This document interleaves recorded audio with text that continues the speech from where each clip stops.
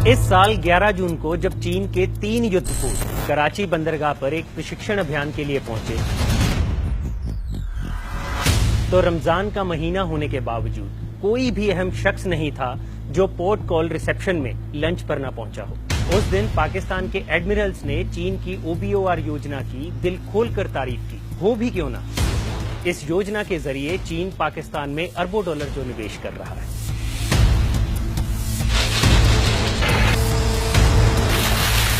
इस योजना का मास्टर प्लान चीन के national development and reform commission और पाकिस्तान के योजना मंत्रालय ने मिलकर बनाया है। 20 साल का ये प्लान अगर पूरा हो जाता है तो पाकिस्तान के हर आर्थिक मसले में चीन की चलेगी। तो ये योजना आखिर है क्या? इस योजना में पाकिस्तान के किन किन क्षेत्रों को अहमियत दी गई है? अगर ये योजना पूरी हो जाती है तो किस तरह से पाकिस्तान चीन के हाथ का मोहरा बन जाएगा और भारत के लिए इस योजना के क्या मायने हैं? चलिए जानते हैं। इस योजना का नाम है CPEC यानी चीन पाकिस्तान इकोनॉमिक कॉरिडोर, जिसके तहत चीन के शिनजियांग से पाकिस्तान के ग्वादर पोर्ट तक एक रोड का निर्माण होगा, जिसमें चीन शिनजियांग को ग्वादर से जोड़ने के काम आने वाले काराकोरम हाईवे की मुरम्मत भी करेगा और रेल लाइनों को भी दुरुस्त करेगा। साथ ही साथ फर्टिलाइजर प्लांट्स और पावर प्लांट्स पर भी काम होगा। इन सभी 17 योजनाओं में चीन की लागत लगभग 46 अरब डॉलर आएगी। इसमें पाकिस्तान के 6 मुख्य क्षेत्रों को रखा गया है, जिसमें नौशेरा के पास रशकई इकोनॉमिक जोन, सिंध में चाइना सेज, शेखुपुरा पंजाब में Punjab China economic zone, POK में भिम्बर औद्योगिक क्षेत्र, खैबर में मोहम्मद मार्बल सिटी और गिलगित बाल्टिस्तान में मोकपोंदा सेज शामिल है।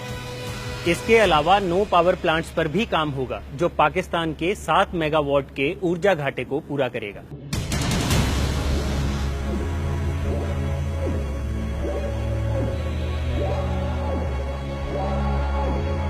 इसके साथ ही पाकिस्तान चाइना को खेती के लिए 6500 एकड़ की जमीन भी देगा, जिस पर चाइना खेती के साथ साथ फर्टिलाइजर प्लांट भी लगाएगा, जिसका सालाना उत्पादन 8 लाख टन तक होगा।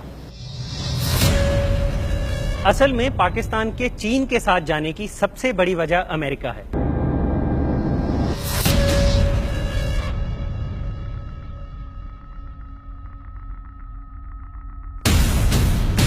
जो 9/11 में अफगानिस्तान में आतंकवाद के खिलाफ जंग के लिए पाकिस्तान का सबसे बड़ा दानदाता बन गया था।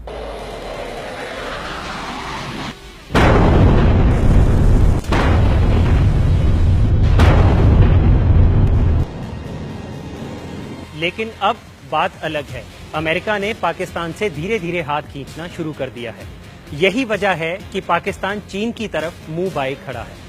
इस योजना से पाकिस्तान बुरी तरह से चीन के कब्जे में आ जाएगा, क्योंकि पाकिस्तान में इतने बड़े पैमाने पर बिजली उत्पादन करने के बाद वहां पर बिजली के दाम भी चीन तय करेगा। पाकिस्तान और चीन में हुए एक करार के मुताबिक अगर बिजली खरीदने वाला भुगतान नहीं करता है तो पाकिस्तान सरकार को 22% तक बिजली के बिलों का भुगतान करना होगा।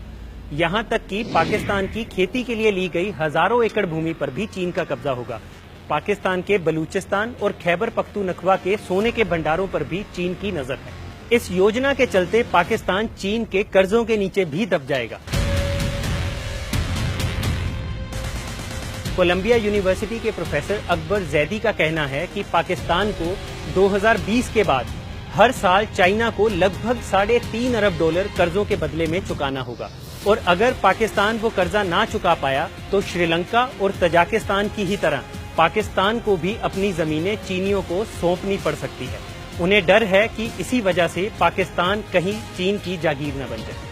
उधर चीन को इस योजना के असफल होने का डर भी सता रहा है, जिसमें अब तक वो 5 अरब डॉलर का निवेश कर चुका है। एक तरफ जहां पाकिस्तान में राजनीतिक उथल पुथल चलती ही रहती है, वहीं चीन के तोते नवाज शरीफ को पनामा पेपर्स लीक के चलते अपनी PM की कुर्सी से भी हाथ धोना पड़ा है। चीन को पाकिस्तान में रह रहे चीनी लोगों की सुरक्षा भी सता रही है, जिन पर आए दिन कभी बम हमले तो कभी गोलियां चल रही हैं।